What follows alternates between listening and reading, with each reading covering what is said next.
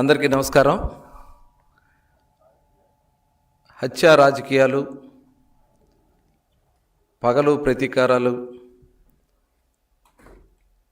ఇలాంటి సంస్కృతికి కూటమి ప్రభుత్వం ఎప్పుడు కూడా దూరంగానే ఉంది.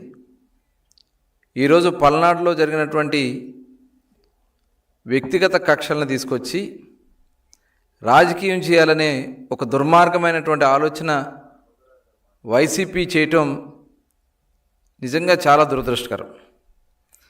మేము ఎప్పుడు కూడా ఈ రాష్ట్రంలో తెలుగుదేశం ఆవిర్భావం నుంచి చూసుకున్నట్టయితే శాంతి భద్రతల విషయంలో, పోలీసులు వ్యవహరించాల్సిన విషయంలో చాలా కఠినంగా ప్రభుత్వం ఎప్పుడు కూడా గౌరవ ముఖ్యమంత్రి చంద్రబాబు నాయుడు గారు కానీ, ఎన్టీ రామారావు గారు కానీ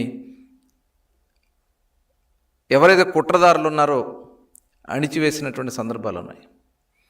కానీ పల్నాడులో జరిగినటువంటి ఒక వ్యక్తిగతమైనటువంటి ఎవరైతే సల్మాన్ అనే అతను ఉన్నాడో వైసీపీ నాయకుడు, ఈ సాల్మాన్ అనే వ్యక్తి ఒక రౌడీ షీటర్. దాదాపు సంవత్సరం నుంచి గ్రామానికి దూరంగా ఉండి మొన్న 10వ తారీఖున గ్రామంలోకి రావడం, వచ్చిన వెంటనే అక్కడ ఎవరైతే పేతురు, అతను కూడా మాల సామాజిక వర్గానికి చెందినటువంటి పేతుర్ని గొడవ పడతాం, మొట్టమొదటి సాల్మానే పేతురు మీద దాడి చేయటం, పేతురు తిరిగి అతని మీద తల మీద గాయం చేయటం, హాస్పిటల్లో అడ్మిట్ అయ్యి ఆ గొడవలో అతను చనిపోవడం జరిగింది. చనిపోయినటువంటి వ్యక్తిని అంత్యక్రియల్లో పాల్గొంటామని చెప్పి, అంటే అక్కడ కక్షలో కార్పణ్యాలని రెచ్చగొట్టే కార్యక్రమానికి వైసీపీ నాయకులు పూనుకోవడం గతంలో చూసాం. ఇదే పల్నాడులో వైఎస్ఆర్ పార్టీ అధికారంలో ఉన్నప్పుడు జగన్మోహన్ రెడ్డి గారు 2019 నుంచి గ్రామాల్ని దాడులు చేయించారు, ఆడబిడ్డల మీద మానభంగాలు చేయించారు, గ్రామాల నుంచి రాకుండా గోడలు కట్టినటువంటి సందర్భాలు కూడా మనం చూసాం.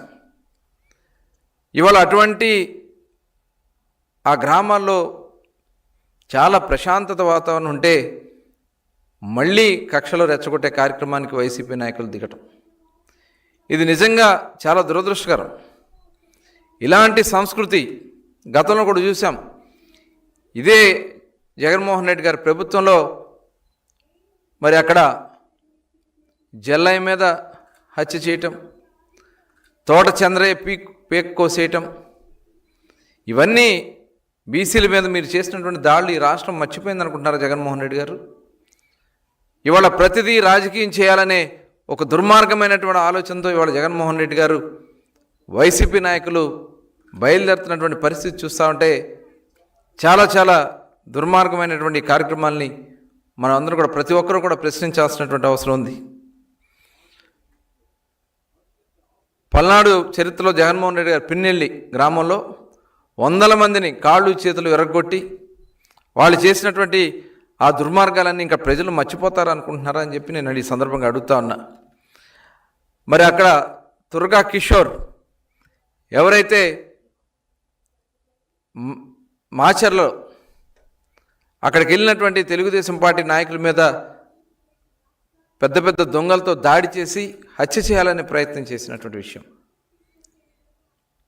తెలుగుదేశం పార్టీ నాయకుల్ని కారుల్లో ఉండగానే అద్దాల పగలబట్టి ధ్వంసం చేసే కార్యక్రమాలు చేయటం. మరి ఇదే గతంలో ఎమ్మెల్సీ అనంతబాబు రామకృష్ణ అని చెప్పి ఒక డ్రైవర్ని అతి కిరాతకంగా హత్య చేసి డోర్ డెలివరీ చేస్తే కనీసం అతని మీద పార్టీ నుంచి సస్పెండ్ చేసినటువంటి పరిస్థితి లేదు. అలాగే మాస్క్ అడిగినటువంటి పాపానికి డాక్టర్ సుధాకర్ మరి ఒక పిచ్చాడని ముద్రేసి అతనికి చనిపోవడానికి కారణమైంది ఈ జగన్మోహన్ రెడ్డి కాదా? జగన్మోహన్ రెడ్డి గారి ఆ రోజున్నటువంటి ప్రభుత్వం కాదా? ఇవన్నీ కూడా నడి రోడ్డు మీద చేసినటువంటి అనేక రకాలైనటువంటి దుర్మార్గాలు ఇవాళ ప్రజలు ఎక్కడ కూడా మర్చిపోటల. ఇవాళ ప్రభుత్వం వచ్చిన దగ్గర నుంచి నిత్యం ఏదో ఒకటి కుట్ర చేయాలనే దుర్మార్గమైనటువంటి ఆలోచన ఇవాళ జగన్మోహన్ రెడ్డి గారు చేస్తూ ఉన్నారు. అందుకనే మీకు కనీసం 175 సీట్లలో 11 సీట్లు కూడా ఇవ్వకుండా, ప్రతిపక్ష హోదా కూడా ఇవ్వకుండా చిత్తుగా మిమ్మల్ని ఓడగొట్టారు. ఇవాళ ఈ రాష్ట్రంలో శాంతి భద్రత కాపాడే విషయంలో కానీ, ఈ రాష్ట్రంలో ప్రజలు మనశ్శాంతిగా సుఖశాంతులతో ఉండాలంటే చంద్రబాబు నాయుడు గారు ఒక్కడే అని చెప్పి ఈరోజు ప్రజలందరికీ ఒక నమ్మకం, విశ్వాసం ఉంది. ఇవాళ ఎవ్వరు ఎంతటి వాళ్ళైనా సరే తప్పులు చేస్తే వదిలిపెట్టే సమస్య లేదు. ఇవాళ మీరు చూస్తూ ఉన్నాం, ప్రభుత్వం వచ్చిన దగ్గర నుంచి ఏదో ఒక కుట్ర చేయటం. ఇవాళ అంబేద్కర్ గారి విగ్రహం వాళ్ళే తగలబెడతారు. ఆ విగ్రహం తగలబెట్టి అంటే అక్కడ మతాల మధ్యన, కులాల మధ్యన చిచ్చు పెట్టే కార్యక్రమాలు చేయటం. అదే రకంగా తిరుపతి గోశాలలో ఆవులు చనిపోతున్నాయి అని చెప్పి అక్కడ ఒక దుర్మార్గమైనటువంటి ప్రచారం చేసే కార్యక్రమాలు చేయటం. పరకామణి మరి వారు చేసినటువంటి దుర్మార్గాలన్నీ కూడా ఇవాళ బయటకు వచ్చినటువంటి సందర్భాలు ఇవాళ ఇవన్నీ కూడా కనబడతా ఉన్నాయి.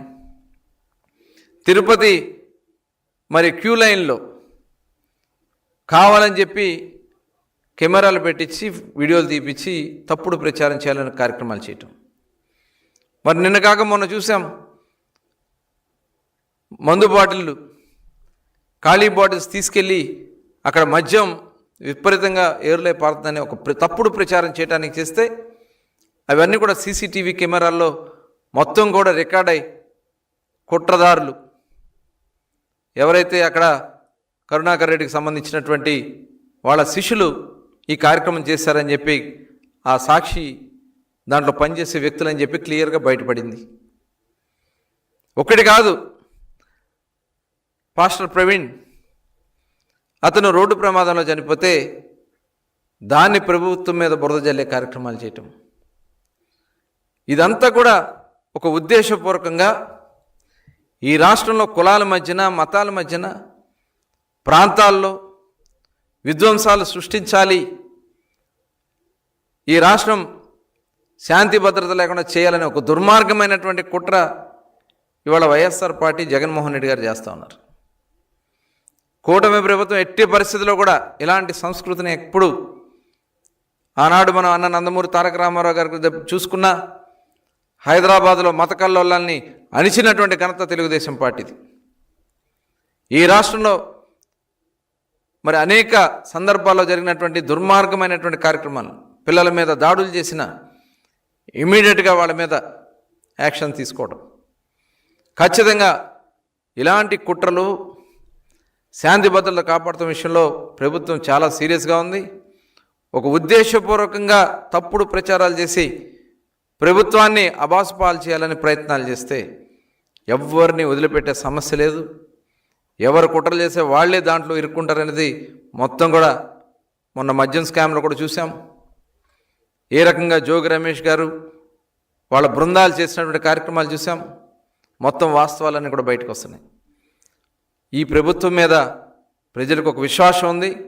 ఆ విశ్వాసానికి తగిన విధంగానే మేము ఇలాంటి కుట్రలను ఎట్టి పరిస్థితుల్లో కూడా ఉపేక్షించమని కూడా తెలియజేస్తూ, ఇవాళ వైఎస్ఆర్ పార్టీ ఎన్ని కుట్రల పనినా, ఎన్ని రకాలైన దుష్ప్రచారాలు చేసినా ప్రజలు నమ్మే పరిస్థితిలో లేరని చెప్పి వైఎస్ఆర్ పార్టీ నాయకులకు తెలియజేస్తా ఉన్నా.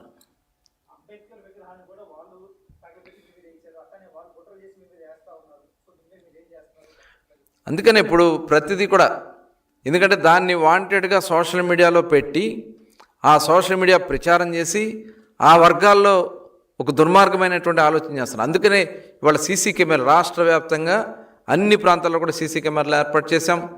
ఎవరైతే రౌడీ షీటర్లు కానీ, ఎవరైతే అసాంఘిక కార్యకలాపాలు చేస్తారో వాళ్ళందరి మీద కూడా దృష్టి పెట్టాం. ఇవాళ వైఎస్ఆర్ పార్టీ ముసుగులో ఈ రాష్ట్రంలో జరుగుతున్నటువంటి ప్రతి అంశాన్ని కూడా ఇవాళ మేము పరిశీలన చేస్తున్నాం. ఈ కుట్రలను ఎట్టి పరిస్థితుల్లో కూడా జరిగినాము.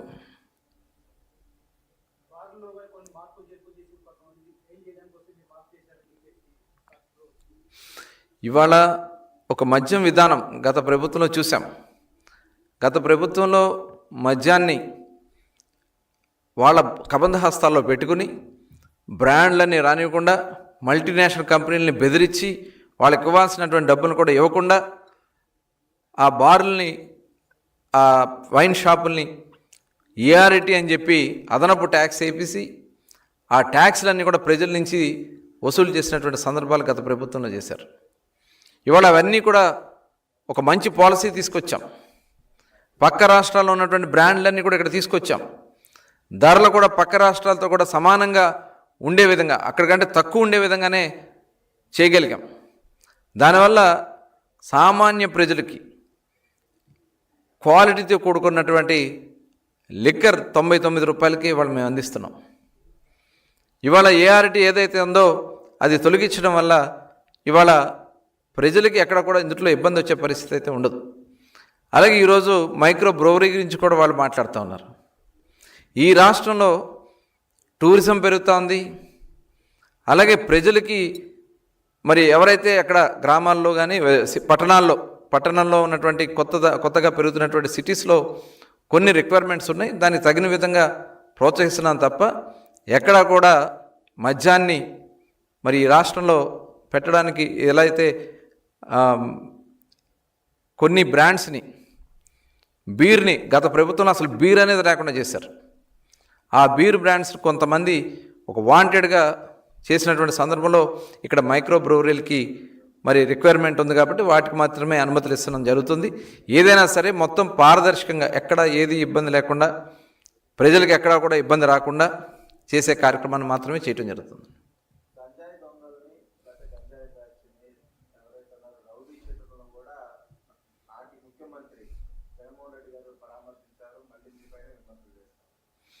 ఇది నిజంగానే ఆ సంస్కృతి తెలిసిందే కదా. ఇప్పుడు ఒక వ్యక్తి జగన్మోహన్ రెడ్డి ఒక క్రిమినల్, సొంత బాబాయినే హత్య చేశాడు.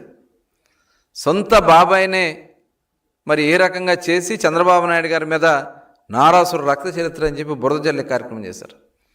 ఇవాళ బాబాయ్ కూతురు బయటకు వచ్చి వాస్తవాలన్నీ కూడా బయటపెట్టి ఇవాళ మరి ఏ రకంగా వాళ్ళు చేశారనేది ప్రజలందరికీ తెలిసింది.